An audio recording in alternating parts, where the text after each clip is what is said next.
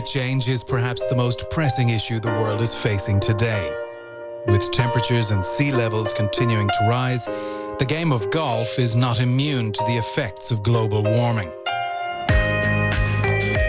The R&A are the governing body behind Britain's Open Championship, one of the oldest and most prestigious sports events in the world.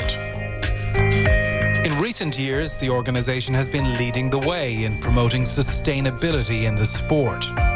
So for ourselves at the R&A as an organisation, we define our purpose as working to make golf more accessible, appealing and inclusive, and to ensure the sport is thriving in 50 years from now.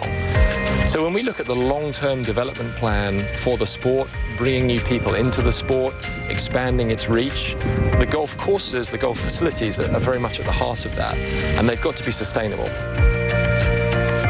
In 2018, the R&A launched the Golf Course 2030 initiative, aimed at providing research and solutions to make the sport more sustainable around the world in areas ranging from water use to grass species and greenkeeper education.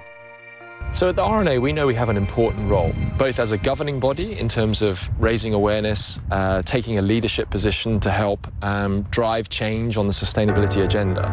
We work with 144 different countries, and we're finding absolutely sustainability is fast moving up the agenda in terms of important strategic topics for golf facility operators, developers, national federations, because we can all see now that as we look ahead in the coming decades, we want to make sure the sport is resilient, is sustainable and is robust. A UN report in 2019 found that around 1 million animal and plant species are now at risk of extinction.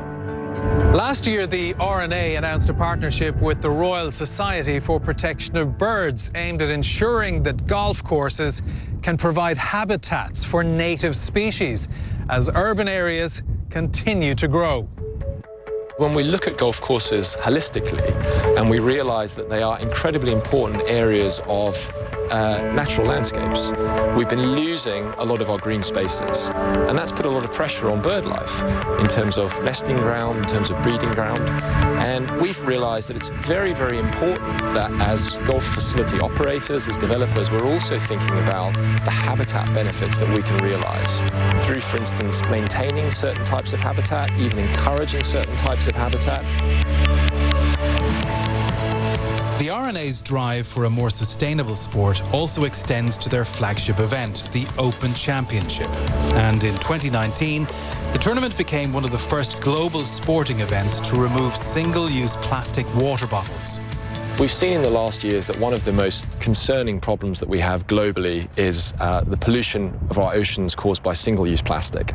So at our event, the Open, which we organised, the oldest of golf's majors, historically we were reliant on single-use plastic water bottles. That's the way that we provided water for players, for fans, for officials, for staff on site.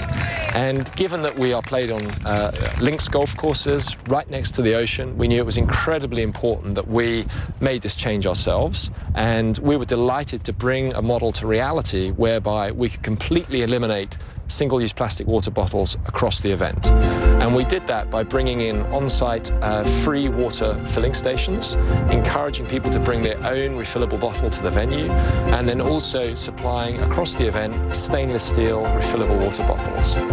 Climate change affects all of us, and we're told we all need to play our part. With the 2021 event just around the corner, perhaps the Open Championship can continue to set an example as golf aims for a more sustainable future.